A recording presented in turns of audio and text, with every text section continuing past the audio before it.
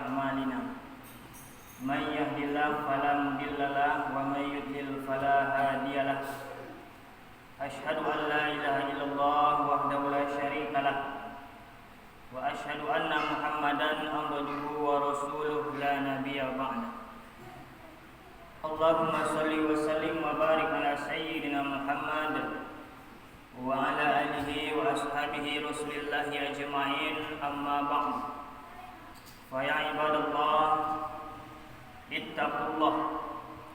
اتقوا الله لعلكم ترحمون قال الله تعالى في القرآن الكريم أعوذ بالله من الشيطان الرجيم بسم الله الرحمن الرحيم يا أيها الذين آمنوا اتقوا الله حق تقاته ولا تموتن إلا وأنتم مسلمون صدق الله العظيم ثم قال تعالى أعوذ بالله من الشيطان الرجيم بسم الله الرحمن الرحيم يا أيها الذين آمنوا كتب عليكم الصيام كما كتب على الذين من قبلكم لعلكم تتقون صدق الله العظيم.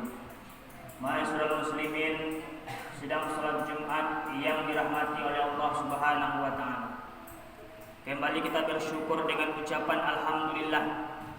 Allah masih memberikan kepada kita begitu banyak nikmat hingga siang hari yang berbahagia ini kaum muslimin kita masih dapat merasakan, kita masih dapat mencicipi nikmat Allah Subhanahu wa taala. Salawat dan salam tak lupa pula kita kirimkan kepada ruh baginda Nabi besar kita, yakni Nabi Muhammad sallallahu alaihi wasallam yang berupa lafaz Allahumma shalli wa sallim wa barik ala sayyidina Muhammad wa ala ali sayyidina Muhammad. Sebelum khatib menyampaikan uraian khutbah kita pada kesempatan kali ini, tak lupa khatib untuk mengingatkan kepada kita semuanya. Marilah sama-sama kita tingkatkan keimanan kita, sama-sama kita tingkatkan ketakwaan kita kepada Allah Subhanahu wa taala. Takwa itu adalah imtisalu awamirillah taala wa jitinabu nawahi. Menjunjung tinggi, menjalankan segala perintah Allah Subhanahu wa taala dan berusaha kita untuk menjauhkan diri dari segala larangan Allah Subhanahu wa taala. Kaum muslimin sedang salat Jumat yang berbahagia. Kalaulah kita ditanya kaum muslimin, antum ingin menjadi orang yang beruntung atau ingin menjadi orang yang merugi? Tentulah kita semua pasti akan menjawab, saya ingin menjadi orang yang merugi. Tapi kaum muslimin kadang-kadang kita heran, apa yang kita sampaikan tidak sesuai dengan apa yang kita amalkan. Maka kaum muslimin, kita sudah berada di hari yang ke-7 pada bulan Ramadan tahun 1446 Hijriah ini.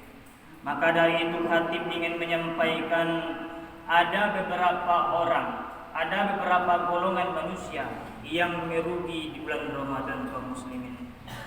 Hendaknya setelah khatib sampaikan ini nanti mudah-mudahan kita tidak termasuk orang yang merugi tersebut.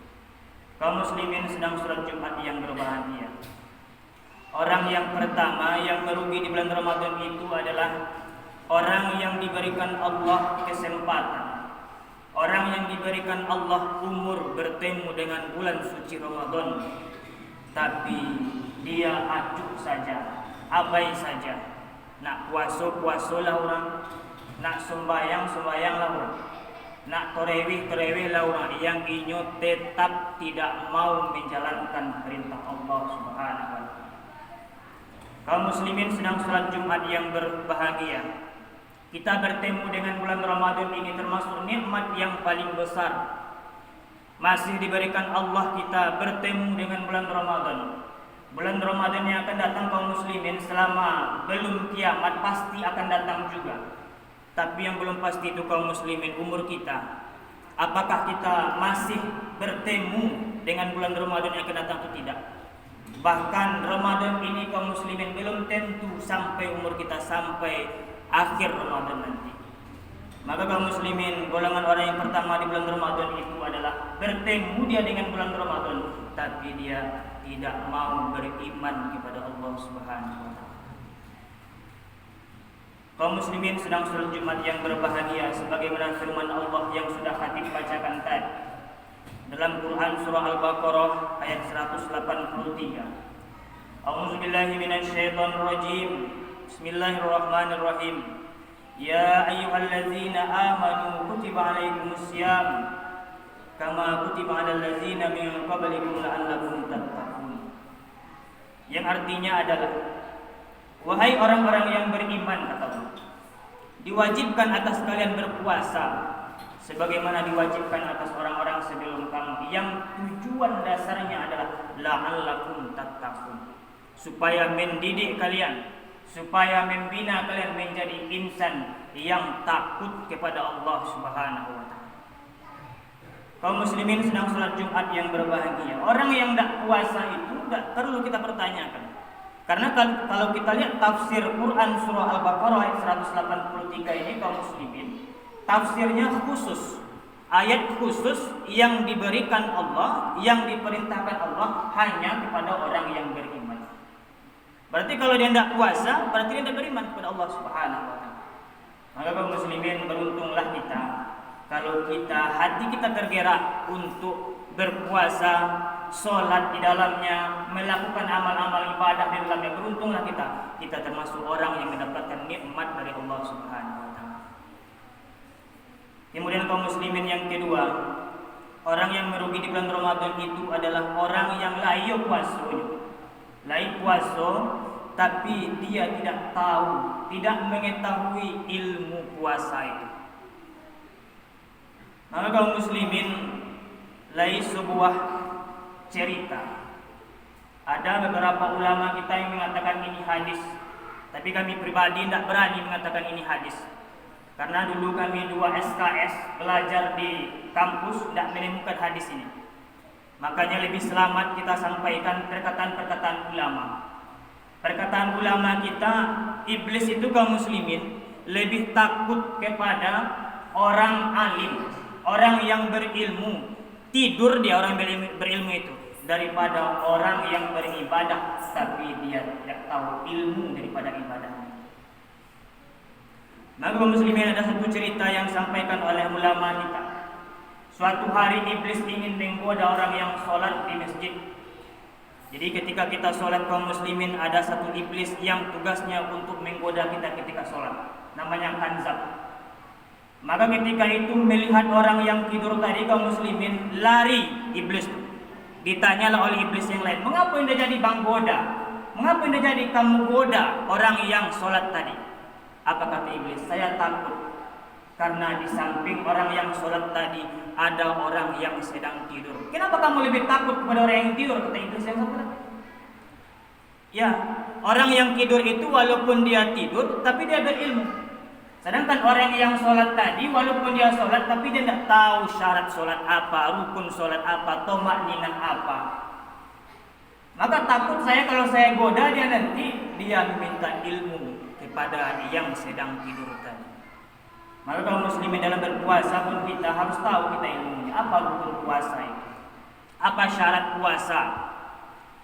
Apa hal-hal yang memakruhkan, hal-hal yang membuat puasa kita berkurang pahalanya, bahkan apa yang membatalkan puasa. Kita harus tahu kaum muslimin.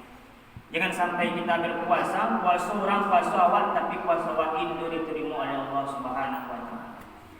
Inilah yang kedua kaum muslimin. Yang ketiga, orang yang merugi di bulan Ramadan itu adalah dia lain puasa tapi dia meninggalkan kewajiban yang lain.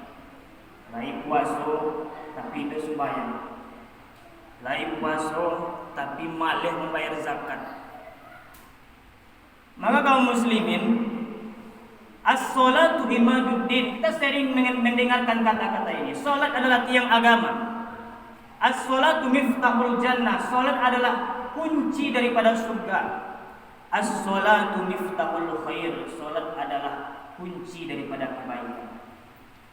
Maka kaum muslimin, kata Ustaz Dasmat Latif, orang yang puasa tapi tidak sholat itu sama dia seperti punya uang di ATM kaum muslimin. Uangnya ada di ATM 1M misalnya, tapi uang itu tidak bisa diambil. Karena apa? Karena pinnya tidak tahu, kuncinya tidak ada sama dia. maka puasanya tetap diterima. Tapi ketika dia ingin memperoleh pahala puasanya nanti di akhirat, tidak bisa, karena kuncinya sholat. Maka kaum muslimin, merugi kita kalau hanya puasa kita lakukan.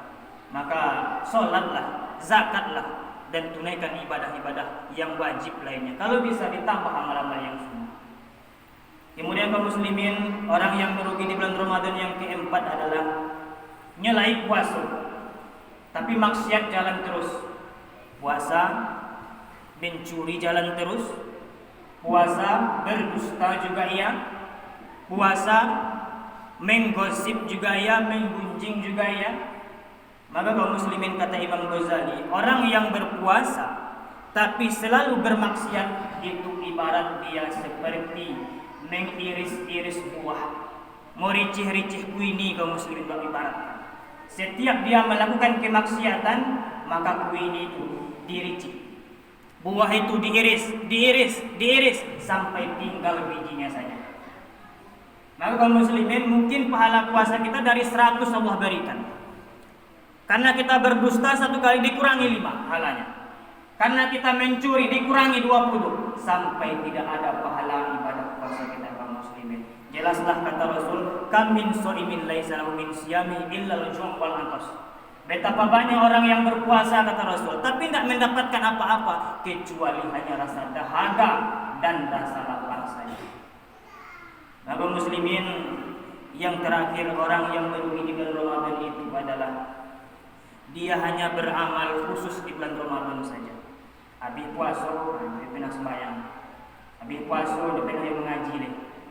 Yang selama ini ketika puasa rajin mengaji, dijanjikan untuk khatam dalam bulan Ramadan itu.